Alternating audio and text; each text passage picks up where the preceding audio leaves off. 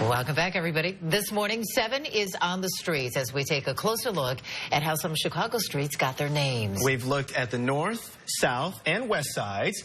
And now Roz is here with ones on the south side. Roz? I think this is one of my favorite ones out of this entire series, guys.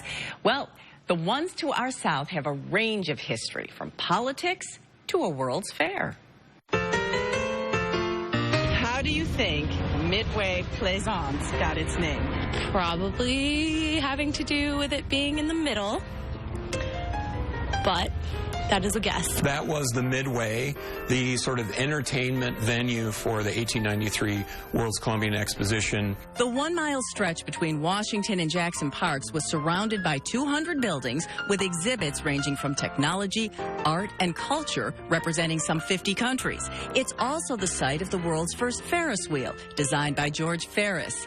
When ground was broken in 2004 to build the ice skating rink on Midway Plaisance in Ellis, crews discovered foundations that were used to support that Ferris wheel. How do you think Vincennes Avenue got its name? By a famous person? Vincennes Avenue gets its name after Vincennes, Indiana, the site of Fort Vincennes, named after the French explorer who built it in the 1700s. The way to get from places like what becomes southern Indiana to places like what becomes Chicago is that there are overland trails that people essentially would walk on or take wagons on. And Vincennes Avenue was part of that street. How do you think Cermak got its name?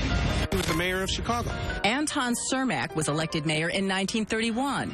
A Czech immigrant, he was credited with creating a multi-ethnic democratic political coalition working with Franklin D. Roosevelt. He and Cermak were friends. They were together in Florida, and there was an assassin who was trying to kill Franklin D. Roosevelt, who was not yet president. He was president-elect.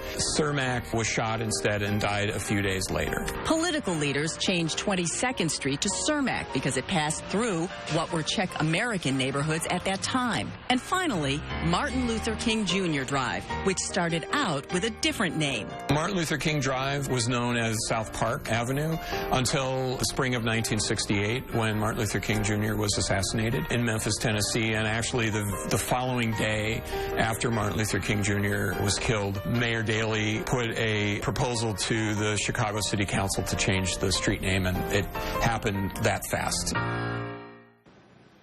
Chicago was the first city in the nation to name a street after the late civil rights leader, and there are more than 700 streets named after Dr. King throughout the country, as well as Martin Luther King Boulevard in France and Via Martin Luther King in Italy. We want to know what streets you have a question about. We'll be bringing the series back in a few months. Let us know by going to our Facebook page.